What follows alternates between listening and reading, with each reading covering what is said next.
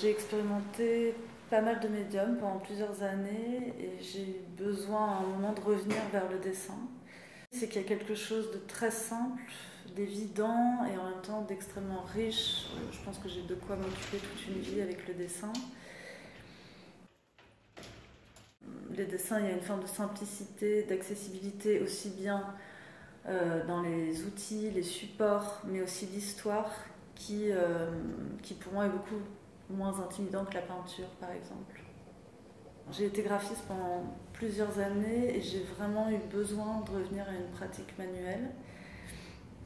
Il y a vraiment cette idée justement du temps, du geste, de la lenteur qui permet de rentrer dans les choses, de rentrer dans la structure des choses et finalement d'incarner.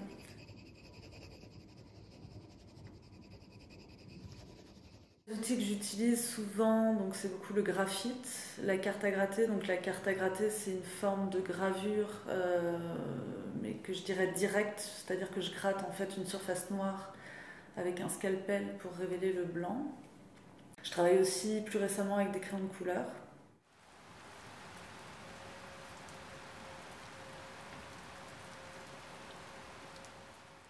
J'aime beaucoup les papiers, j'utilise beaucoup de papiers différents. Donc ça peut être du papier Bolloré, papier de riz, bobine de papier thermique, papier népalais, japonais, etc. Et c'est vrai qu'en fait chaque dessin, chaque œuvre va faire appel à un support différent. Et j'ai aussi beaucoup travaillé sur des bobines, des rouleaux, qui me permettent en fait de transformer finalement le dessin en sculpture, en installation, et de faire rentrer finalement la 3D dans le dessin. Donc c'est vrai que le noir et blanc est très présent dans mon travail. Je pense notamment aux cartes à gratter où vraiment, en fait, comme je travaille en négatif et que je travaille par la lumière, par le blanc, ça me permet vraiment d'être dans un travail très graphique et presque cinématographique. C'est vrai que souvent, je suis quand même dans des choses qui sont très lentes, très précises, très minutieuses. Je suis pas du tout dans un geste expressif, même si tout le corps est en action quand je dessine. C'est plus rentrer dans une forme de méditation. C'est vrai qu'il y a un aspect très documentaire dans mon travail. Je vais beaucoup marcher, prendre des photos, faire des recherches d'archives, de textes, etc. Et ensuite, à partir de ça, il va y avoir une forme de digestion, de macération. Depuis quelques années, c'est vrai que je travaille beaucoup autour de l'architecture, l'urbanisme, l'habitat. Bon, comme je disais déjà, en effet, c'est mon environnement direct. Je suis dans un environnement très urbain. J'ai beaucoup déménagé, j'ai été dans beaucoup de quartiers. Ça me permet de parler de la condition humaine sans forcément représenter la figure humaine.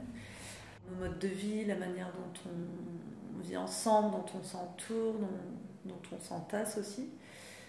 Les rapports de pouvoir entre les individus, les villes, les pays, les continents. Et aussi le rapport à l'habitat qui me préoccupe depuis pas mal d'années. C'est vrai que l'habitat, c'est pour moi quelque chose d'à la fois rassurant, qui protège, et puis c'est aussi quelque chose qui peut enfermer. Ça parle aussi de notre milieu social, ça forge notre identité. Donc voilà, pour moi dans l'habitat, il y a toutes ces choses-là. Donc finalement c'est très politique, sociologique. L'architecture, c'est aussi ce côté absolument fascinant de la construction. Enfin, comment l'architecture en fait est une manière pour l'homme de se dépasser. Donc on rentre dans quelque chose aussi qui peut être sacré, qui peut être mystique. J'ai commencé aussi à travailler justement sur des petites constructions, donc avec divers matériaux, mais souvent des matériaux assez basiques, que ce soit des briques, du carton ou du bois, et que j'ai nommé les réclusoires. Et les réclusoires, en fait, c'était des constructions au Moyen-Âge, des sortes de petits édifices qui permettaient aux pénitents de s'enfermer volontairement, enfin volontairement, soi-disant volontairement. C'était souvent des femmes. Et donc les réclusoires, c'est une manière de parler justement de l'habitat comme à la fois comme quelque chose qui protège, mais en même temps comme finalement une prison. Et si on le rapproche à des choses plus contemporaines, pour moi ça parle aussi par exemple des micro-logements qui prolifèrent dans les grandes villes, ça parle évidemment du confinement. mais aussi de tous ces habitats précaires qui se développent dans les grandes villes.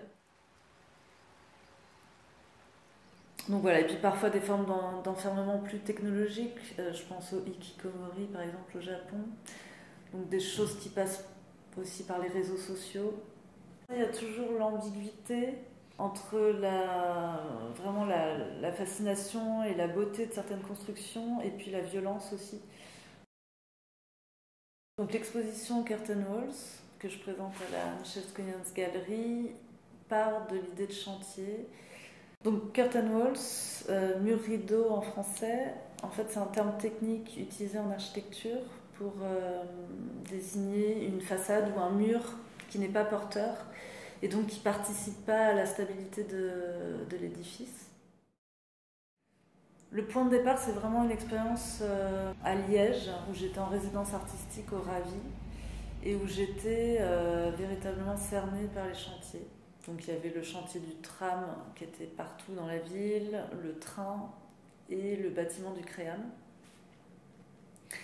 Et donc j'ai commencé à faire des photos de toutes ces espèces d'installations temporaires, donc que ce soit les échafaudages, les bâches, les excavations, etc.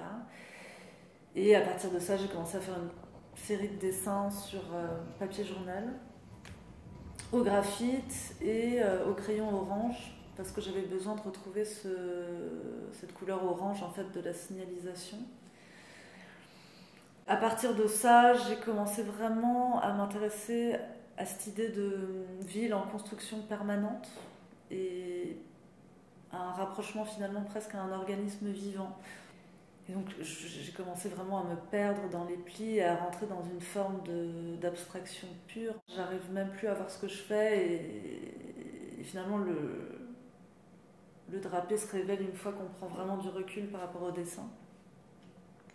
Les échafaudages, c'est des installations temporaires qui ne sont pas du tout destinées à être vues, qui ne sont pas du tout destinées à rester. J'avais envie de les figer justement. Tout ça me permet de parler d'une forme d'impermanence et de fragilité dans l'architecture. Par rapport à des choses précédentes, c'est que j'ai essayé de moins figer le dessin, de moins finir les choses et de laisser une ouverture en fait à chaque fois plus vers l'imaginaire.